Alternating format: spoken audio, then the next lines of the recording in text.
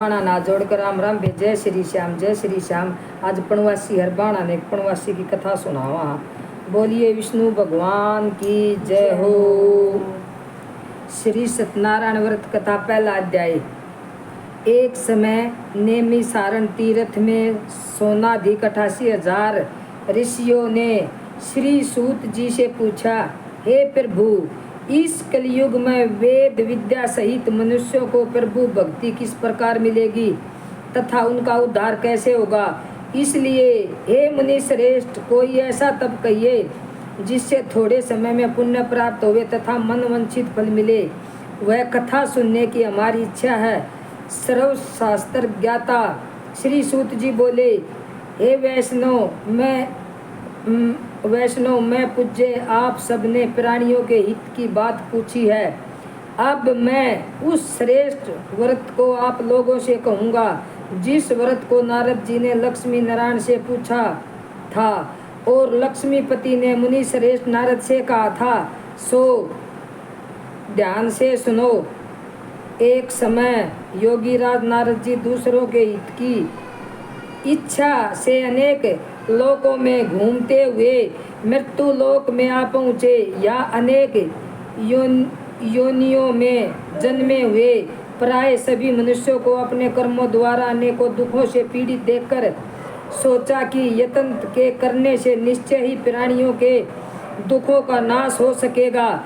ऐसा मन में सोचकर विष्णु लोक को गए। वहाँ श्वेत सवर्ण और 4 भुजाओं वाले देवों के इस नारायण को देखकर, जिनके हाथों में शंख चक्र गदा और पद्म थे तथा वरमाला पहने हुए थे, स्तुति करने लगे। हे भगवान, आप यतंत शक्ति से संपन्न हैं। मन तथा वाणी भी आपको नहीं पा सकती। आपका आदि मध्य अंत नहीं है। निर्गुण स्वरूप सृष्टि के आदि भूति व भक्तों के दुखों को नष्ट करने वाले हो। आपको मेरा नमस्कार है। नारद जी से इस प्रकार की स्तुति सुनकर विष्णु भगवान बोले, हे मुनि श्रेष्ठ, आपके मन में क्या है? आपका किस काम के लिए आगमन हुआ? निसंकोच कहो। तब नारद मुनि बोले, मृत्यु लोक में सब मनुष्य जो अनेक योनियों में पैदा हुए हैं, अपने अपने कर्मों के द्वारा अनेक प्रकार के दुखों से दुखी हो रहे हैं। नाथ, मुझ पर दया रखते हो तो बतलाइए कि उन मनुष्यों के सब दुख थोड़े से ही प्रयत्न से कैसे दूर हो सकते हैं। हे नारद, मनुष्यों की भलाई के लिए तुमने बहुत अच्छी बात पूछी है। जिस काम के करने से मनुष्य मोह से छूट जाता है वह मैं कहता हूँ, सुनो। बहुत पुण्य देने वाला स्वर्ग तथा मृत्युलोक दोनों में दुर्बल एक उत्तम व्रत है। आज मैं परम वश होकर तुमसे कहता हूँ, सत्यनारायण का व्रत यह अच्छी तरह विधि पूर्वक करके मनुष्य आयु प्रयत्न या सुख भोग कर मरने पर मोक्ष को प्राप्त होता है। श्री भगवान के वचन सुनकर नारद मुनि बोले कि उस व्रत का फल क्या है, क्या विधान है और किसने यह व्रत किया है और किस दिन यह व्रत करना चाहिए, विस्तार से कहिए।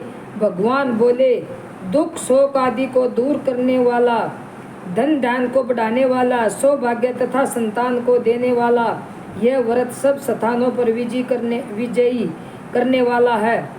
भक्ति भाव श्रद्धा के साथ किसी भी दिन मनुष्य श्री सत्यनारायण की शाम के समय ब्राह्मणों और बंधुओं के साथ धर्म परियाण होकर पूजा करे। भक्ति भाव से नवेद केले का फल, घी, दूध और गेहूं का चूर्ण सवाया लेवे। गेहूं के अभाव में साठी का चूर्ण, शक्कर तथा गुड़ लेवे